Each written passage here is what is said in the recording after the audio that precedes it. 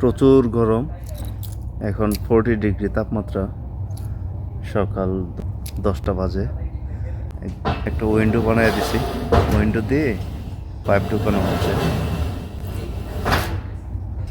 তারপর আমাদের দুইজন রেমিটেন্স যোদ্ধা আছে, ওরা পাইপ টানতেছে, ওই মাথায় নিয়ে যাচ্ছে পাইপগুলো।